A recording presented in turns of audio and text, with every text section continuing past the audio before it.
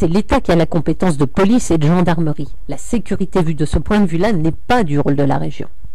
Par contre, nous avons la compétence en matière de transport et de lycée. Et on sait que aux abords des transports en commun, comme aux abords des lycées, on peut avoir des incivilités, voire des actes de violence qui sont commis et qui créent des situations insécurisantes pour nos jeunes ou pour les utilisateurs des transports en commun.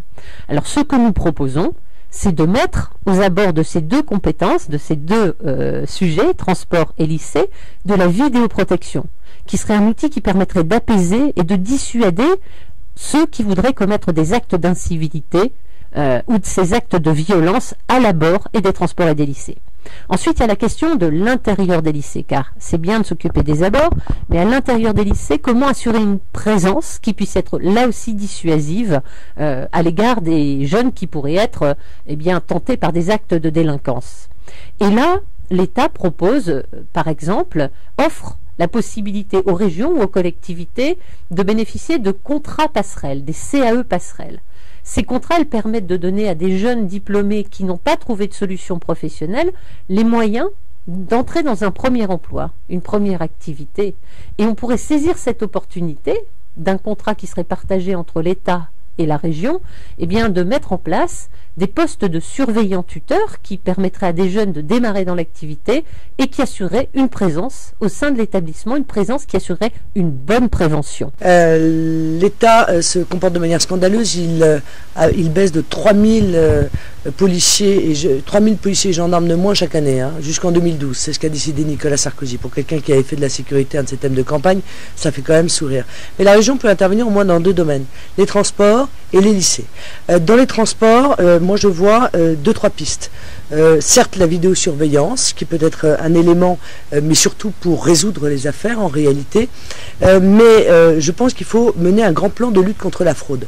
Vous savez que Giuliani à New York avait fait ça, il avait fait le plan tolérance zéro contre la fraude dans les transports. Eh bien ils se sont rendus compte qu'on avait assisté à une baisse spectaculaire de la délinquance. Pourquoi?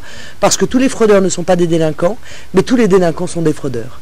Et que par conséquent, si on empêche ceux qui ne payent pas leur ticket de rentrer dans les transports, eh bien on s'aperçoit qu'on fait baisser considérablement la délinquance. Et puis le deuxième axe, ce sont les lycées. Les lycées, je crois qu'il y a deux problèmes essentiels. Premièrement, empêcher les intrusions extérieures dans les lycées, parce que ce sont elles qui souvent sont le sujet de délinquance. Les délinquants, c'est des gens qui viennent de l'extérieur, qui rentrent dans le lycée, qui n'appartiennent pas au lycée, qui viennent commettre des agressions, ou même parfois, c'est triste à dire, mais c'est ainsi, des meurtres parfois. Ça a été le cas en Ile-de-France. Ça pourrait arriver dans le Nord-Pas-de-Calais. Je vous signale que le recteur de l'Académie de Lille a envoyé un courrier à tous les établissements pour dire que les signalements de port d'armes blanches dans les établissements avaient augmenté de manière assez significative. Bon. Donc il faut une carte lycéenne infalsifiable. Vous avez votre carte, vous rentrez dans le lycée, puisque vous êtes lycéen, vous n'avez pas votre carte, vous ne rentrez pas dans le lycée. Voilà, au moins déjà les choses sont claires. Et deuxièmement, je crois qu'il faut créer une police de protection des lycées. Ça n'est pas aux enseignants de lutter contre la délinquance, leur boulot c'est d'enseigner. C'est pas aux surveillants de lutter contre la délinquance et la criminalité, leur boulot c'est de surveiller et de lutter contre l'indiscipline. Le problème du surveillant, c'est quand le gamin il fait l'idiot dans le couloir ou qu'il arrive avec une demi-heure de retard. Ça va pas plus loin le surveillant. Le surveillant il n'est pas là pour aller demander à un type qui a un couteau dans sa poche de bien vouloir le retirer.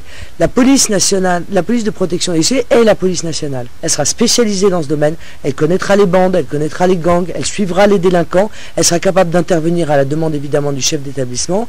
Et croyez-moi, je crois qu'ils sont bien mieux formés que n'importe qui d'autre pour pouvoir régler et re-sanctuariser les lycées.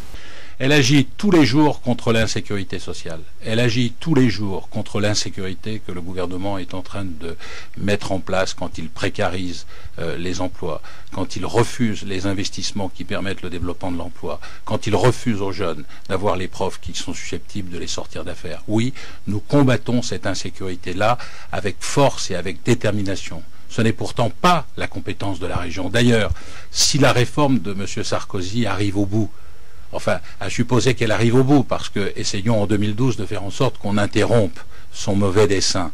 eh bien, si la réforme de M. Sarkozy sur les institutions arrivait au bout, nous ne pourrions plus être solidaires de nos concitoyens dans ces champs-là. C'est cela qui est très important, c'est cela qui est très grave. Donc oui, nous luttons avec la plus grande ferveur possible contre l'insécurité sociale provoquée par le gouvernement.